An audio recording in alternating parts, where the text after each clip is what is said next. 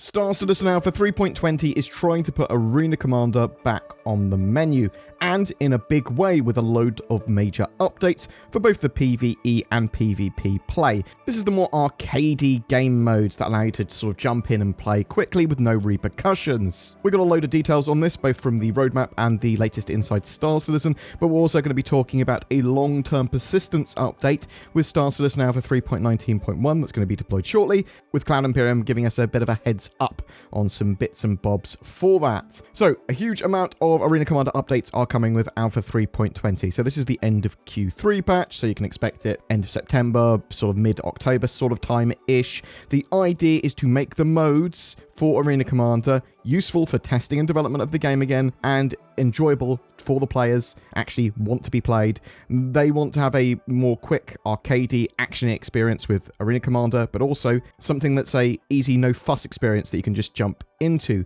They want to focus on 15 to 30 minute sessions for this. Jump in, play, no repercussions, a place to practice your skills. This is more vital as Star Citizen moves towards its death of a spaceman mechanics and mortality in the persistent universe. You don't want to sort of test something out randomly or try and learn dogfighting skills in a more dangerous environment like the persistent universe. You want to bam, jump into Arena Commander. The front-end UI is now significantly cleaner and only requires you to go through a couple of screens with Arena Commander and Star Marine all in one place. From selecting your ship to seeing patch notes, it's all now included there. There is a new simple lobby system. You can directly invite your friends. It's a more stable, more reliable experience. There is a new spawn screen once you're actually in a game mode where you can then sort of choose your spawn point, but you can also choose your ship, your loadout, and even what station of a ship that you want to man, or turret or seat or whatever. Yes, multiple players can now use a ship together. Multi-crew is finally in Arena Commander, and you'll be able to do this in both swarm modes, free fly, and squadron battles. You are locked to the seat or station that you spawn into in the combat modes though. Eventually, there will be engineering and combined arms gameplay in Arena Commander as well. That is genuinely a massive improvement, and it's going to get me to play various different types of arena mode. Just think of all of the tournaments and stuff that can be done that will actually be pretty good fun with multi-crew, ship v ship. There's a load of racing updates as well, new racing maps. So they've sort of moved the New Horizons Speedway set of maps to the planet Green, which is in the Ellis system. So this is actually a full-on planet where they've moved the courses to, and has atmospheric flight there as well, so it has atmosphere. They are experimenting with wind and weather currently. There are 4 tracks as part of this Speedway experience. The Ricard Memorial Raceway, actually the least unchanged of all the maps. Obviously, it's got true atmospheric mechanics now, and they've added some more checkpoints and tightened it up. There's Old Vanderval, that's been cleaned up a bit. It's the shortest racetrack there. Defford Link, there's been a big redesign of this big, long, quite difficult track. It's more of an endurance test than the others. There's Halloran Circuit. That's the 4th addition to the Speedway. It's inspired a bit by sort of bobsledding and snowboarding, apparently.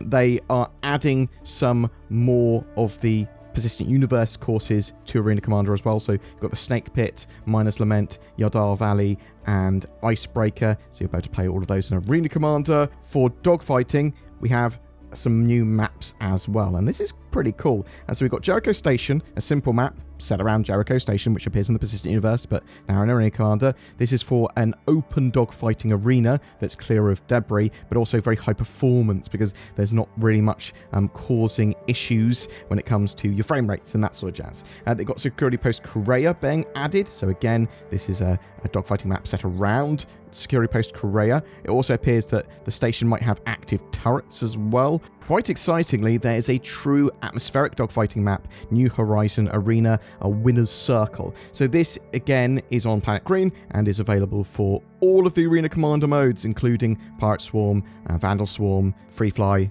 PvP, all that jazz. They're also adding a new final boss wave to Pirate Swarm, so that's quite excited me. So this is a capital ship battle and big fleet battle between pirates and the UEE, and you are in the middle. So the 10th wave now has a pirate fleet warping in with 2 hammerheads, 4 cutlasses, and 6 gladius, as well as an Idris. So previously, I think it was just a hammerhead, pretty much, that warped in. That was the big ship you had to fight there. Now, your role here is to survive for a while. The UEE send in 2 F8 Lightnings to assist you, and then a UEE fleet is coming. You need to survive at least a couple of minutes, and then a giant UEE fleet will arrive when that timer hits 0, and 6 more F8s and 2 javelins will turn up. So that's a huge amount of big ships going pew pew pew. So there's a new Spectrum badge reward for completing that as well. So it sounds like the old Spectrum badge will be getting removed for completing Pirate Swarm, or it will be otherwise unobtainable if you haven't got it already. So get it now. You can only get it in multiplayer Pirate Swarm, I believe, but then a new one is going to be turning up for that updated mode.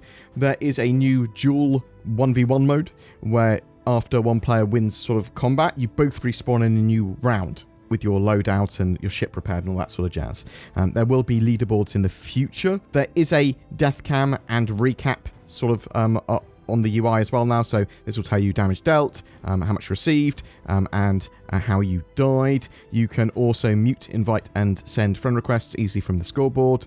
There appears to be a dynamic score as well based on player rank, as well as diminishing returns for repeatedly killing the same player consecutively, assuming that's a bit different in 1v1 combat. Leaving a match early will also give you a leaver penalty. Some other bits and bobs. They are going to have better widescreen support for potentially 3.20. They're sort of working on it at the moment. There are experimental modes as well for Arena Commander. These limited time game modes range from simple twists on current modes to entirely new modes. This initiative will not only allow rapid iteration of game modes, but also be put into players' hands faster, and also allow for all teams to gather vital analytic data for specific activities, equipment, vehicles, and in-development features. There are a load of Star Marine and FPS updates coming to 3.20 as well, apparently. Those will be discussed along with experimental modes next week in Inside Star Citizen. Is going to be a Tank Royale mode we know about. That sounds pretty cool. Actually, reasons to use ground vehicles, put it in Arena Commander. It works. And we know that Echo 11, that map, is getting an elimination variant as well, because previously it was just area control. I'm oddly excited for those updates to Arena Commander. I actually think I'll spend a lot of time playing in those modes if they are nice and tight and easy to use and have good performance and sort of just get me straight into the action and allow me to test out different ships and sort of mess around. Hopefully, we'll have updates to the Vandal ships as well with the new Scythe and Glaive. But Cloud Imperium haven't talked about that yet. Something else as well. So there was a Spectrum post from CIG. Star Citizen Alpha 3.19.1 long-term persistence update. So Cloud Imperium said, with the upcoming release of 3.19.1 to the live environment, we'd like to take a moment to give you an early heads up on the state of long-term persistence, LTP. First, we want to let you know that we don't plan to wipe for the 3.19.1 patch, meaning that we'll hold on to the long-term persistence data from 3.19.0 going into 3.19.1. With that said, due to the issues with long-term persistence in 3.19 and earlier, certain items have not been fully saving correctly to the database, which can result in some items not migrating to the new release. You may recall a similar occurrence when we transitioned from 3.18 to 3.19. The good news is that we already have fixes for this checked into 3.19.1. In the meantime, though, you may have to take a few steps to ensure your items are properly recorded and carried over from 3.19 to 3.19.1. There's a list of 3 steps, which will give you the highest likelihood of saving your items to 3.19.1 from 3.19. 1. Ship and FPS items are not saved to LTP in all instances of 3.19 if they were never pulled out and put back inside an inventory. Transferring FPS items from one inventory to another will create an LTP record for that item, as long as you're the owner of the destination inventory, i.e. your own ship, not someone else's. This may apply to all items earned and looted in the persistent universe. A test case for this would be to transfer looted items from corpses and loot boxes into either a local landing zone storage or the storage of a ship that you own. 2. An insurance claim will result in the loss of in-game earned ships unless you retrieve and store it back. As with the first note, if you've never retrieved and stored a ship you've earned in-game, it won't save to LTP.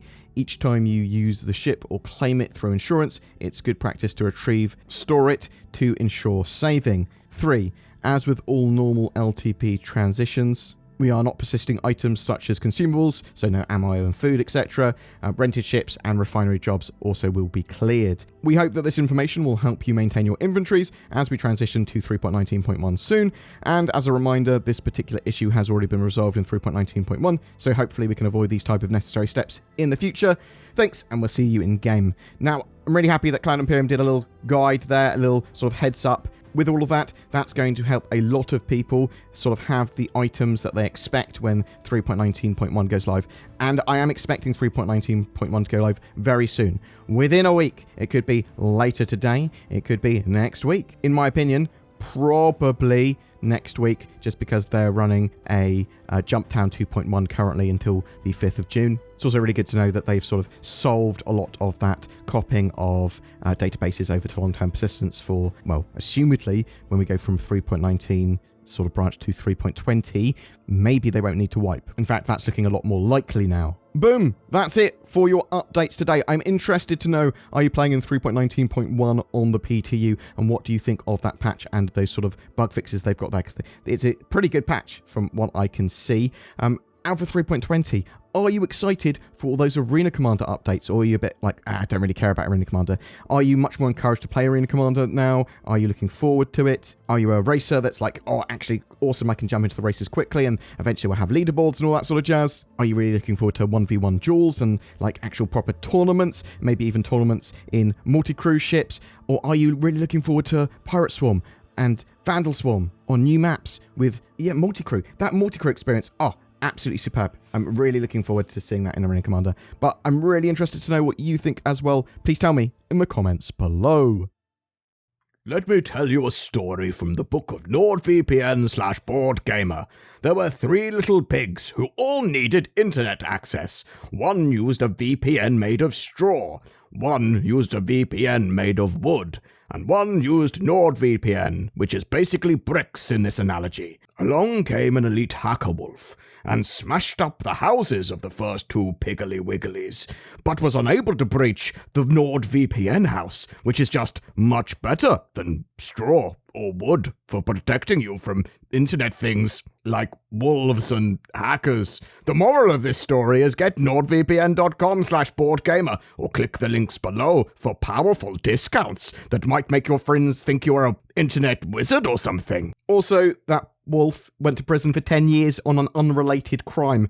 Maybe it was like not liking or subscribing or something? Every month we have a ship giveaway for June 2023. That's going to be for an RSI Constellation Andromeda. This hybrid cargo gunship is perfect for small crews of up to 4.